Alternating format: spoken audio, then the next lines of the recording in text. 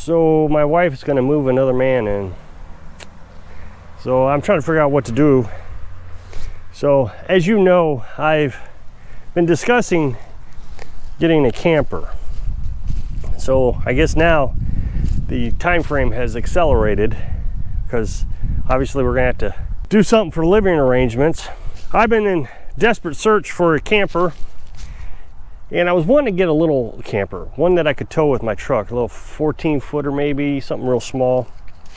But there's just nothing out there that's reasonably priced. I don't need anything that can be moved around too much, just move it far enough to get it here. I had preferred getting one that didn't leak, of course, and it doesn't even have to be all that livable condition.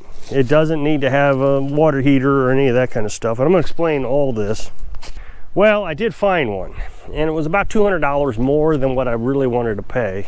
Decided we were going to get it, but the problem is it's a 30-footer, and it must weigh 1,000,000 pounds.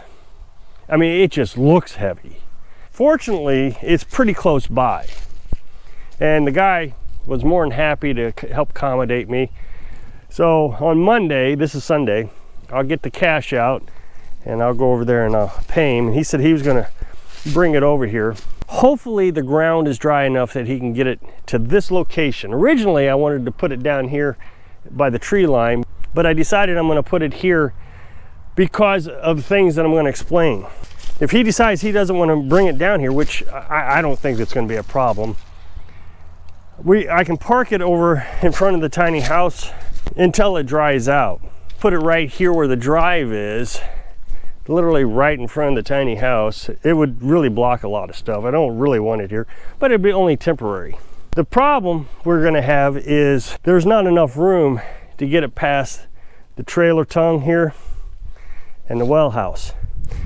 But fortunately, I was smart enough when I built the well house to know this, that I would probably need to remove the well pump sometime. Well, you can't really remove the well pump with the roof on. So it was 6 screws. I screwed this roof down with 6 screws, so I can just lift it up now that I've removed the screws. So that's not a problem, so that we'll be able to get that in here. But originally I was worried that he was gonna have to back this thing in. And that made me real nervous, because if he hits the tongue of the house, it'd knock it off its blocks, and I spent a lot of time on that house. I'd rather not destroy it. So I got to thinking about it. What we did here was we cleaned up this spot right here. This used to have an old shed here that had fallen down, and we just never got around to cleaning it up. But today we cleaned it up and I mowed it all down. You can still see there's some remnants of the old shed here. Got moss growing on it. Over here, all these raspberry bushes, I was able to get cleaned up with the lawnmower. I don't know if you can see the cat, but she's out there crawling around in the freshly cut sticky bushes. That's gotta hurt. So, and the bag I hit, I didn't see that. So my thinking is since it's all downhill, that he should be able to bring that down to here. His vehicle should be able to get in between this tree and the electric pole.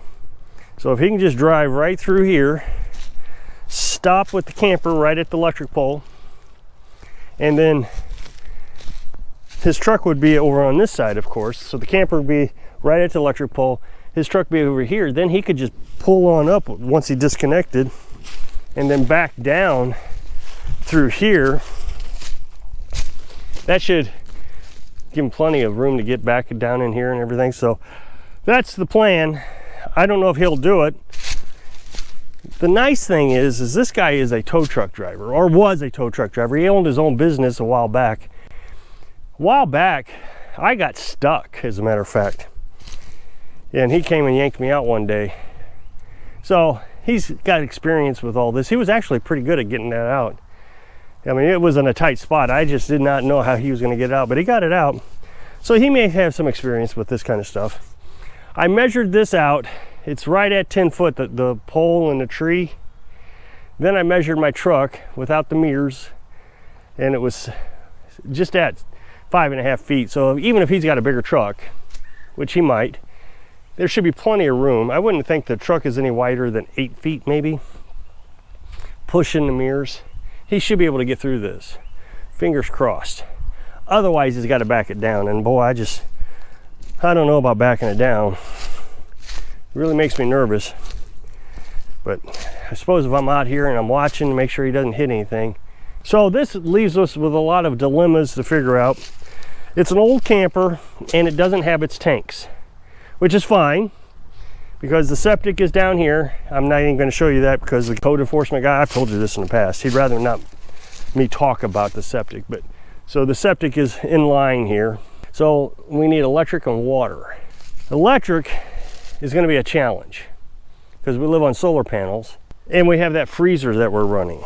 So got to figure out how to get enough electric and without spending a lot of money right now because I just bought the camper. I don't want to have to go out and spend a bunch of money. But I don't think it's going to need any more than maybe charging a phone, maybe running a fan. And this is at night. During the day, we should have plenty of electric. Just got to shut it off at night in the camper. I don't think that's a big deal. As far as heat's going to be a bit of a challenge, but fortunately it's getting into the springtime right now. We have that Mr. Heater portable buddy, so I can put that into the camper and then we can just heat the bedroom portion of it. Really don't need a lot more room in that. I mean, this camper is so much bigger than the tiny house. In the summertime, it stays pretty cool up here, so we don't need air conditioner. The tiny house doesn't need air conditioner because we got all these trees covering the tiny house, so we don't need air conditioner here. Well, the same is kind of true here. There's going to be a moment in the day where it's going to get a little bit of sun, probably right at noon, but the rest of the time will be covered in trees, so it shouldn't get too hot in there. Of course, you know, run a fan, open the windows, and just suffer through it, I suppose. Otherwise, we'd have to run the generator to run an air conditioner. We have those two generators, and I don't think that old one would run an air conditioner anymore. It might, but it really struggles nowadays, just even running the battery charger at full blast. And then we got the new one, the propane one. So that new one should be able to run an air conditioner. I'd rather not run an air conditioner. Hopefully we won't have to. Now, as far as the running electric to the solar panels, when I built the tiny house, I didn't realize how much wire that I bought running electricity to the house. So this is left over from the tiny house here. This outdoor, I think it's 12 with ground, so, and it's outdoor. And so I was able to run that down there. So I'll get a plug, you know, one of those, you can buy the plug-ins, both sides from the hardware store. So when it opens up, I'll go get a plug. We'll be able to plug that right into the inverter. So the inverter will be running the tiny house and the camper. I'm sure it doesn't have a battery. Since it doesn't have tanks, I'm sure it doesn't have a battery. And I'm not in the mood to going out and spending a bunch of money right now, considering I just spent a bunch of money on the camper. So I'm trying to figure out how to do everything without having to spend a bunch of money. So then that leaves the question of water. And water is going to be a bit more challenging, and it's taken me a little bit longer to figure out. If I don't have a battery, I won't be able to run a water pump. And right now I have an RV water pump that pumps water into the house from the IBC tank. I've showed you that setup before. And so the battery is actually a lawnmower battery. It's in the house. Now I could have hooked it up to the batteries in the camper, but when you're running electricity, DC electricity that far, that many amps, it heats up the wires. So you have to have a really thick gauge of wiring to run it this far. So I put a lawnmower battery in the house, in the tiny house, and it's being charged with a trickle charger from the inverter. It loses a little bit of electricity because you got to invert it and then convert it. It never has died. It's worked very well. It's a really good system. I was thinking about maybe getting a 50-gallon drum or another IBC tank and running the whole setup again. But that's going to be more money. I got to get a new IBC tank or a 50-gallon drum. I got to get a pump. I have a backup pump. I could just use that. But I'd have to get all the connections and all the hosing and everything to get water to it. So what I decided that I think I'm going to do is I'm going to buy one of those little Y splitters where you can run the garden hose off the two, so it comes in from one and into two, off the house water pump, the RV water pump. That way we'll run it into the house, and then I can run another hose down to the camper get water for the camper. And then I'll just hook the plumbing, the drain plumbing, into the septic system that we have. And so that would give water to both places. I got to keep in mind that we're going to have more water usage now. The thing you want to know is in the springtime, sometimes the well will get dirty because it rains so hard that it floods and water gets down in there. And it takes 3 days for all that water to kind of settle down. Then I flush it out. I just turn the pump on full blast, flush it out 3 times, and then I can fill the IBC tank up. But it takes 3 days to do that. So after it rains, 3 days, then I can flush it out. Well, if it rains and then 2 days later rains again, so now we're up to 5 days on the IBC tank. It's 275 gallons, so it's going to be a challenge running that much water for 2 houses off 1 tank, but we'll figure it out. Maybe we can fill up a bunch of buckets and different things, giving us some more water. Now the advantage is it's becoming springtime, so laundry can be done outside again. And that laundry water doesn't have to be sparkling clean. It can be a little murky. And so we can use these tubs over here that we've used to wash our laundry outside. So I think I've got all the systems thought about and nearly in place until I can get things set up better and better and better over time.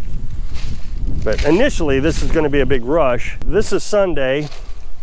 Hopefully the camper will be here tomorrow or Tuesday, and then Tuesday or Wednesday, the new guy's showing up. What it is Carolyn's son is having some issues with his other half. I don't want to get into too many details.